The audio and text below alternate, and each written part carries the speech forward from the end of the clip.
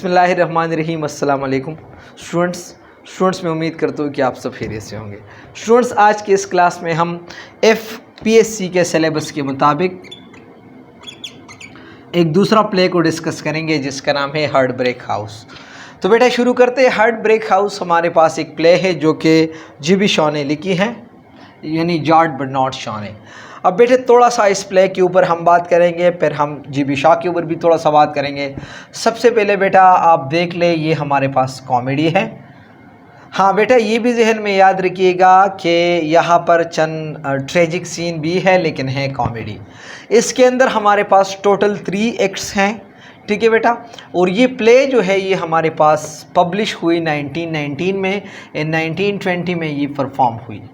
अब कहाँ पर ये परफॉर्म हुई? गैरिक थिएटर में। गैरिक का स्पेलिंग आप यहाँ पर भी देख सकते हैं नीचे।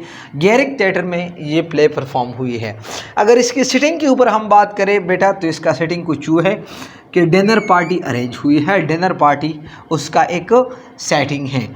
अब बेटा लोकेशन की अगर हम बात कर ले तो सेवेक्स इंग्लैंड, जो कि हाउस ऑफ कैप्टन शॉटवर है। कैप्टन शॉटवर का घर है और सेवेक्स इंग्लैंड है। तो बेटा ये हमारे पास थोड़ा सा इस प्ले का बैकग्राउंड है। अब अगर हम बेटा GB शॉ के ऊपर सी बात कर ले तो बेटा अभी आप नोट करते जाए कि ये हमारे पास एक आयरिश ड्रामेटिस्ट था, आयरिश। और बेटे याद रखिएगा उसका डेट ऑफ बर्थ हमारे पास है 1856। 1856 का मतलब ये है कि वो 19th सेंचुरी से बिलोंग करता है, latter half of the 19th century. और ये हमारे पास फिर ब्रिटिश नेशनलिटी उसको हासिल हुई 1934 में। था आयरिश लेकिन बाद में वो ब्रिटिश नेशनलिटी होल्डर बन गया, मतलब ब्रिटिश बन गया। कब? 1934 में। अच्छा बेटा उसको नोबेल प्राइज़ भी मिली है अपने लिटरेरी वर्क के ऊपर जिसका ईयर है 1925 और इसका डेथ हुई है 1950 में। ये हमारे पास थोड़ा सा हुआ GB शॉ के ऊपर, और इससे पहले हमने प्ले के ऊपर भी थोड़ा सा बात की। अब याद रखिएगा बेटे जैसे आपको पता है कि हम कोई भी प्ले को अंडरस्टैंड करते हैं तो सबसे पहले इनके कैरेक्टर्स को हम अंडरस्टैंड करते हैं, क्योंकि कैरेक्टर से हमें स्टोरी लाइन का अंदाज़ा होता है। तो याद रखिएगा बेटा सबसे पहले नंबर पे कैरेक्टर हमारे पास है कैप्टन शॉटवर।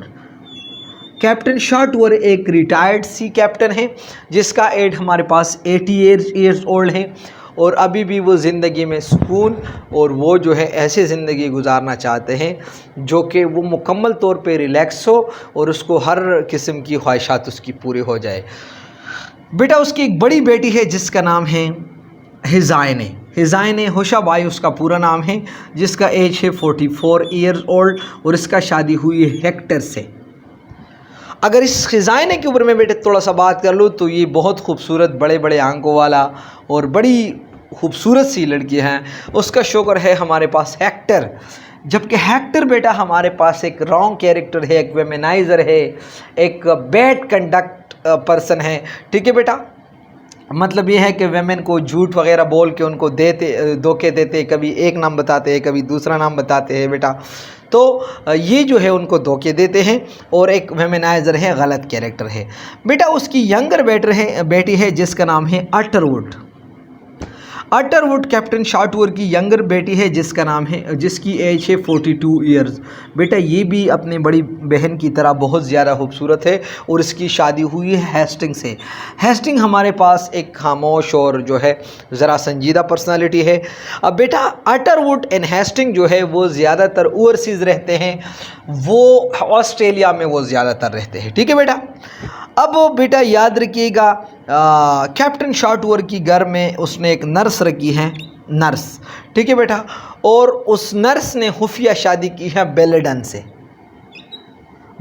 से उस नर्स का शादी खुफिया हुई है।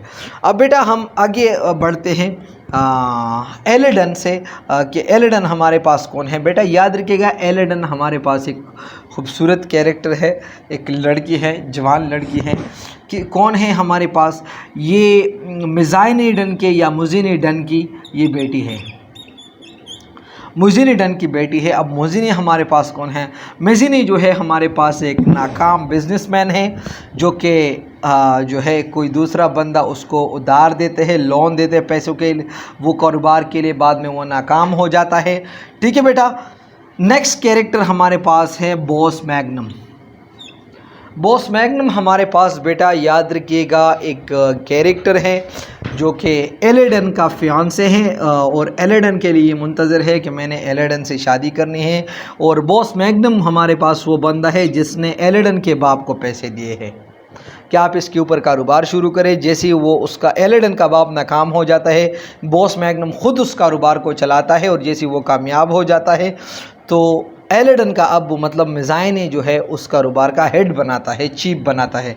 नेक्स्ट हमारे पास कैरेक्टर है मार्कस। अब याद रखिएगा बेटा, मार्कस हमारे पास कोई रियलिस्टिक कैरेक्टर नहीं है, बल्कि हेक्टर जो है कोई दूसरी औरत को धोखा देते हुए, किसको धोखा देते हुए, एलेडन को धोखा देते हुए अपने आप को मार्कस रिप्रेजेंट करते हैं कि मेरा नाम मार्कस है और मैं तुमसे बहुत ज़्यादा मोहब्बत करता हूँ। बेटा ये हमारे पास थोड़ा सा कैरेक्टर्स का इंट्रोडक्शन हुआ। बेटा अब हम समरी शुरू करते हैं।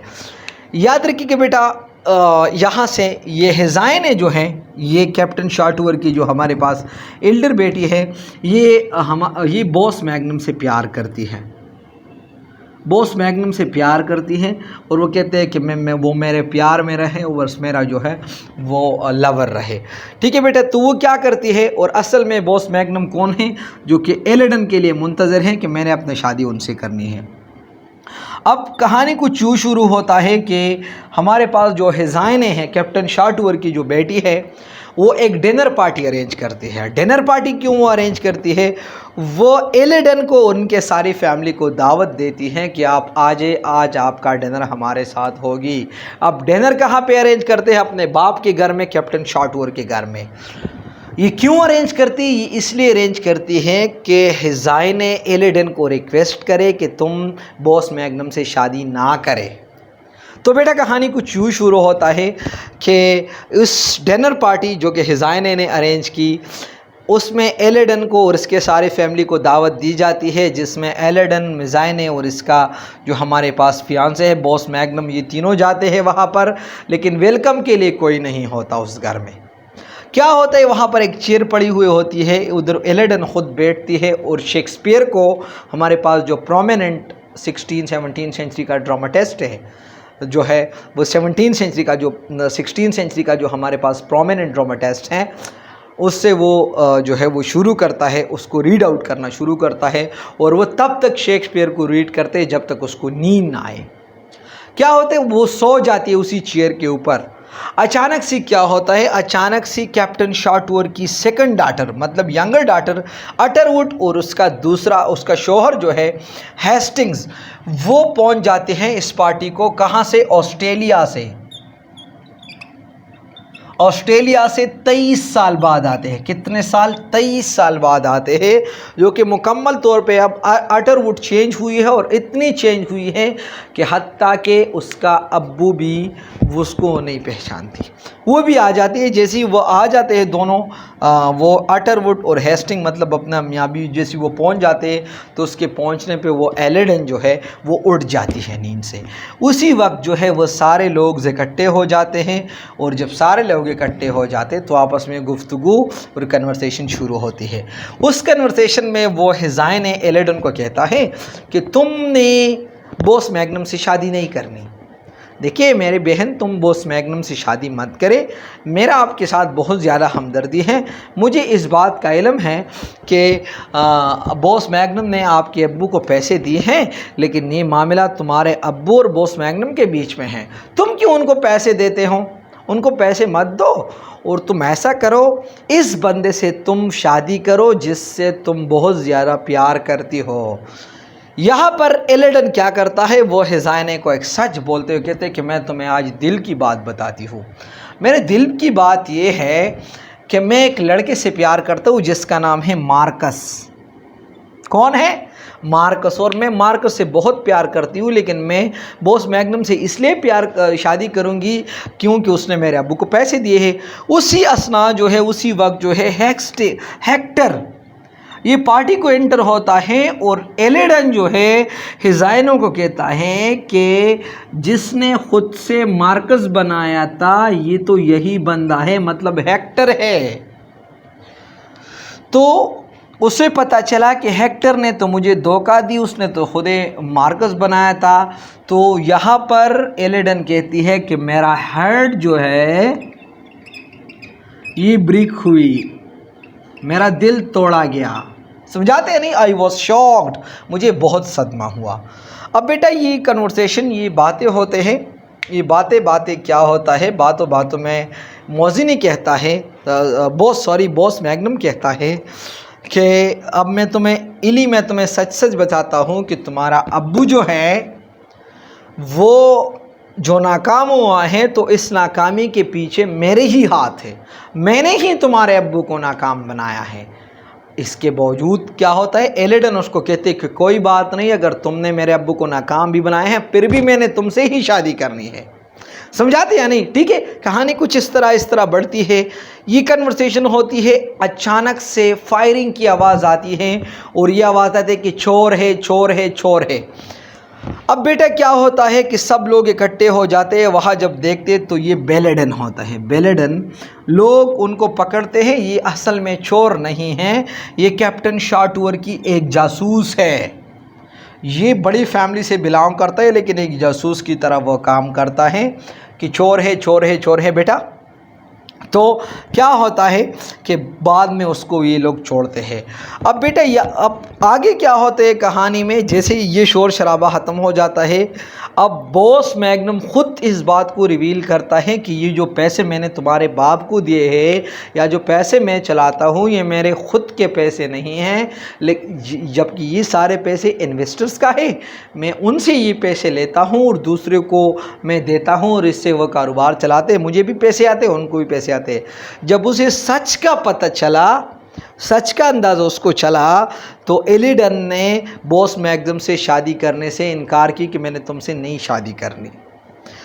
अब क्या होता है, जैसे उसने इनकार की तो वो आ गई और इसने कैप्टन शॉटवर को बोला कि मैं तुमसे बहुत ज़्यादा प्यार करती हूँ और मैं चाहता हूँ कि मैं तुमसे शादी कर लूँ। अब कैप्टन शॉटवर भी बड़ा वो खुश हुआ कि अब मेरे 88 ईयर ओल्ड है, ओल्ड हूँ और मैं लड़की आती है मुझे प्रपोज करती तो क्यों नहीं मैं एक्सेप्ट कर लूँ। तो फ़ौरन उसने एक्सेप्ट की और उसने कैप्टन शॉटवर और एलिडन ने खुफिया शादी की, किसी को नहीं पता था उनके शादी का। बाद में लोगों को पता चला कि उन दोनों का शादी हुई है। अचानक से याद रखिएगा बेटा, जहाज़ों का आवाज़ आता है और बहुत ज़्यादा वो जैसे धमाकों जैसी आवाज़ आते हैं। उसी वक्त में क्या होता है, ये नर्स आवाज़ें लगाना शुरू करती है कि अंदर हो जाओ, सब छुप जाओ, सब छुप जाओ क्योंकि जहाज़ हमला करने वाले हैं। अब क्या होता है, ये चिल्लाते चिल्लाते अचानक सी हेक्टर से लाइट जल गए, जितने भी लाइट्स हैं ना उसने उस सारे लाइट्स को ऑन की। जब सारे लाइट्स ऑन हुए तो उसी से वो जहाज़ से हमला हुई, जिसमें हमारे पास बॉस मैग्नम और हमारे पास ये बेलेडन दोनों का डेथ हुई और दोनों के डेथ के साथ जो है इस तरह ये कहानी एंड होती जाती है। बेटा याद रखिएगा, इस कहानी के दरमियान जैसे हेक्टर अंदर हो जाती है, ये बात हमने बोला, जैसे ये हेक्टर अंदर हो जाती है और ये अटरवुड को देखते तो इसका अटरवुड से प्यार होता है। समझाते हैं ना, ये तो वेमेनाइजर कैरेक्टर है ना। तो बेटा ये दरमियान में ये लाइन रहा था कि उसका अटरवुड से भी एक झलक हुआ था, एक प्यार हुआ था, लेकिन अटरवुड ने उसको डिनाई की। तो बेटा ये हमारे पास हुआ कि इसमें हमारे पास बॉस मैग्नम का भी डेथ हुई और बेलेडन का भी डेथ हुई, लेकिन कहानी शुरू करने से बिल्कुल प्ले का वो सीन्स को शुरू करने से पहले कुछ एक्ट्स ऑलरेडी उसने वो जगह ली, मतलब ऑलरेडी हुए थे, जिस तरह नर्स का और बेलेडन का शादी वगैरह। तो बेटा इस तरह इस कहानी का एंड होता है और जैसे ही वो बेलेडन उससे निकलती हैं तो वो इस घर को हार्ट ब्रेक हाउस का नाम देता है, हार्ट ब्रेक हाउस का नाम वो देता है। अब बेटा आपसे इंटरव्यू में एक क्वेश्चन पूछा जा सकता है कि हार्ट ब्रेक हाउस का नाम कौन से कैरेक्टर ने दी, तो ये एलिडन ने दी। अब क्यों दी, याद रखिएगा बेटा, ये बॉस मैग्नम उसका फियांसे था, उससे वो मोहब्बत करता था, वो भी इस घर में उसका डेथ हुई। दूसरा वो हेक्टर से मोहब्बत करती थी और हेक्टर बड़ा धोखाबाज निकला। तो इस घर से, कैप्टन शॉटवर के घर से उनको बहुत ज़्यादा धोखे मिले, तो इसलिए एलेडन ने उसको हार्ट ब्रेक हाउस का नाम दिया। यहाँ पर बेटा हमारे पास चंद थीम्स है, उनको हम डिस्कस करते हैं। नंबर 1 हमारे पास इसका थीम है critic on British upper class. Upper class के ऊपर ये क्रिटिसिज्म है। वर्ल्ड वार 1 उसके दूसरे एक थीम है, क्योंकि जहाज़ आती है और मतलब सब लोगों को वो बेसुकून कर देता है। ये वक्त बहुत ज़्यादा बड़ा कन्फ्यूजन का इरा है। जिस तरह हमारे पास आप 1919 आप देख ले तो मॉडर्निज्म चल रही ना, और बेटा मॉडर्निज्म में एक चीज़ सर्टन थी, that was uncertainty. Uncertainty was a certain things in modernism. सब लोग बड़े कन्फ्यूज थे कि क्या हो रहा है, ठीक है। हत्ता कि बेटा नीचे आपने सुना होगा, उसने एक किताब लिखी जिसका नाम था डेथ ऑफ गॉड, और इसमें एक फेमस लाइन्स है कि God is dead, gods remain dead and we have killed the God नौज बिल्ला। यानी वो बिल्कुल अनसर्टेनिटी का शिकार, उसको होपलेस वो बड़े हो चुके थे, ठीक है ना। जिससे वो आपको पता है ना, इससे पहले वो जो है, अगर आप वो टी सीरीट की बात कर ले तो उसने वेस्टलैंड का मतलब कन्फ्यूजन। ये तो हर एरा में हर साइड पे कन्फ्यूजन ही कन्फ्यूजन है। तो बेटा वर्ल्ड वार 1। दूसरा हमारे पास डिसेप्शन टू फुलफिल डिज़ायर, खुद को धोखा देना, अपने डिज़ायर्स को पूरा करना। जिस तरह हमारे पास बॉस मैग्नम है, खुद को देखा दूसरों का पैसे चलाता है और अपना वो दूसरों के पैसे को खुद को बॉस मानता है।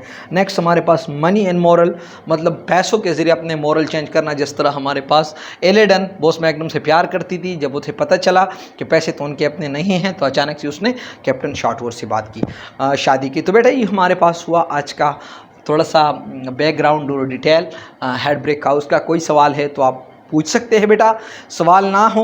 और बेटा यूट्यूब चैनल पे आप नए हो तो काइंडली इसको सब्सक्राइब करें, दूसरों के साथ भी शेयर करें, दोस्तों के साथ भी शेयर करें। तो बेटा इंशाल्लाह आने वाली वीडियो से आप सब बाखबर रहेंगे। बेटा याद रखिएगा, ये वक्त आया है कि इंसान चाँद पे कदम रख सकता है, हवा में उड़ सकता है। एक विमेन एक कंट्री का प्राइम मिनिस्टर बन सकती है। इंडिया जो कि एशिया में सबसे कमज़ोर मुल्क था, वो भी चाँद पे पहुंचा। तो बेटा एक टेस्ट पास करना, इंटरव्यू पास करना कोई मुश्किल बात नहीं। इसके लिए चाहिए अज़म और पक्का इरादा, जो कि हमारा है। बेटा आप परसिस्टेंट रहे, इंशाल्लाह कामयाबी आप लोग का मुकद्दर होगी। तो थैंक यू वेरी मच बेटा, अल्लाह हाफिज़।